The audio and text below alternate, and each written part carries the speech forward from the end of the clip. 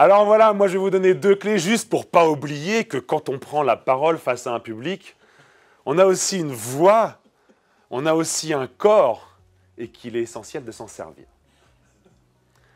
Donc il faut se rappeler premièrement que le temps est votre allié quand vous prenez la parole en public. Le temps est votre allié. Ça veut dire qu'il y a un truc qui est redoutablement efficace, c'est les silences quand on prend la parole. Hein, vous savez, le problème c'est quand les gens débitent leur discours parce qu'ils ont juste qu'une envie, c'est de se rasseoir. Mais les silences, ça a une puissance incroyable. Et il y en a un comédien qui est un champion du monde des silences, c'est un grand philosophe, comédien, c'est Jean-Claude Van Damme. Jean-Claude Van Damme, on est d'accord que c'est le champion des silences. Jean-Claude Van Damme, il va arriver, il va vous faire un...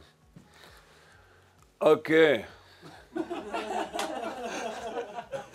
Les silences, ça sert à 3 choses. First, ça te permet de te rappeler ce que tu viens de dire. Ok, t'as compris. Second, ça permet aux autres gens de comprendre ce que tu vas dire après. Ok. Et third, ça permet de rester aware. Ok, Jean-Claude Van Damme, il dit n'importe quoi, on ne comprend rien.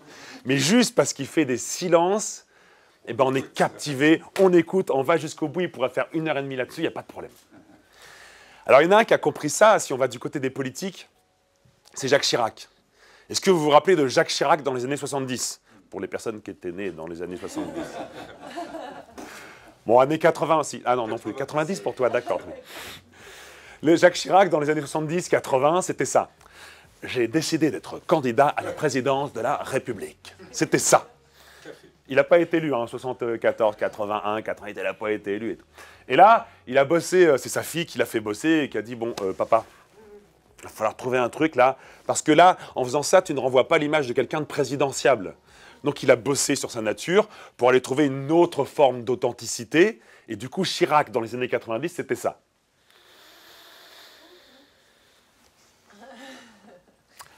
J'ai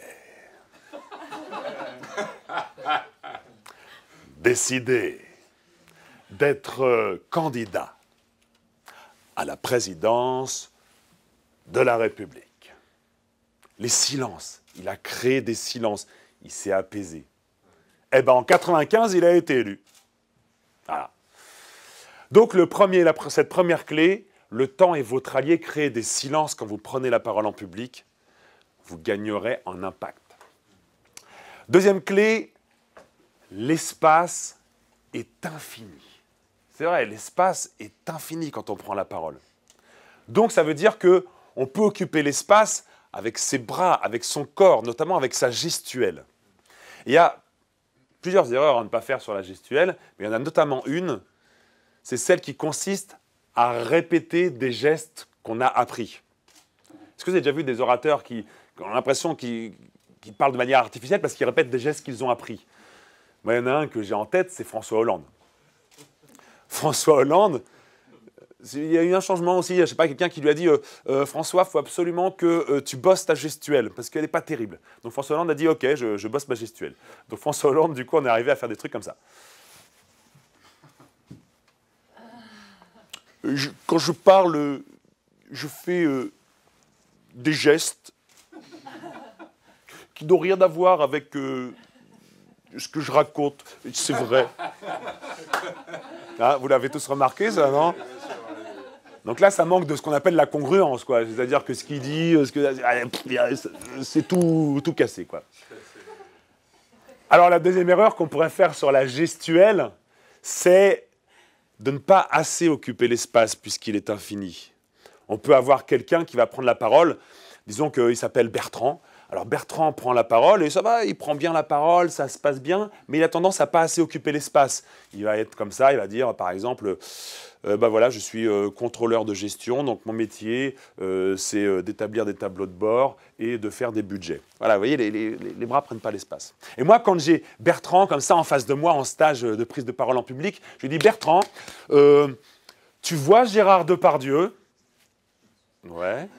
Gérard Depardieu, c'est un gars, il fait 8 mètres de large, 6 mètres de haut, il fait 450 kilos. Quand il parle, on l'entend à 10 km. Quand il parle, on le voit à 20 km. Il occupe l'espace. Bertrand, tu vas imaginer que tu es Gérard Depardieu. Là, Bertrand fait t'es sûr? Parce que Gérard Depardieu, c'est pas... Ouais, vas-y. Donc Bertrand, il y va. Et il se dit, OK, je vais faire Gérard Depardieu. Et il a l'impression de faire ça. Il a l'impression de faire... Je suis contrôleur de gestion. Mon métier, c'est de faire des tableaux de bord et d'établir des budgets. Bon, et alors, merci. Et alors, évidemment, Bertrand, comme il part de là, en termes d'occupation de l'espace, et qu'il pense arriver là, en vrai, il arrive là. Et il finit par faire, en vrai, ce qu'on perçoit, nous, en tant que public, il fait je suis contrôleur de gestion. Mon métier, c'est d'établir des tableaux de bord et de faire des budgets. Et il a l'impression de... Ah, mais non, en fait, tout va bien, quoi. C'est vrai.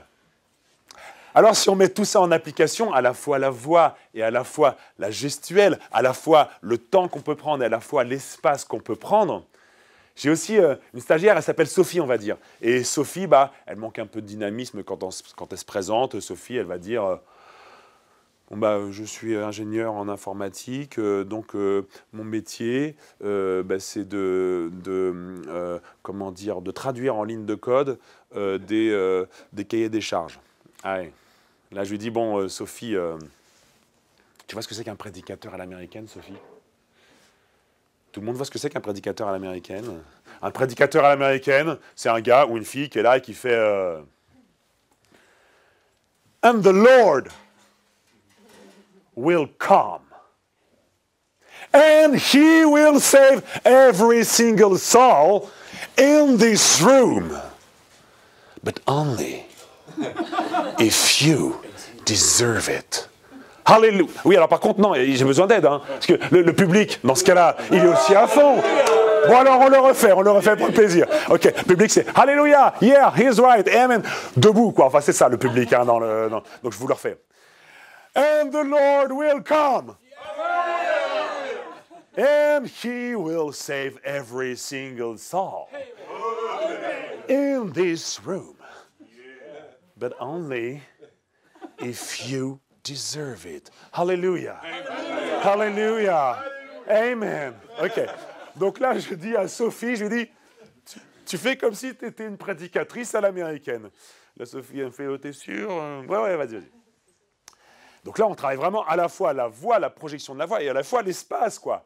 Donc elle arrive et elle dit je suis ingénieur en informatique. Bah, quand même. Mon métier, c'est de traduire en ligne de code des cahiers des charges. Alléluia.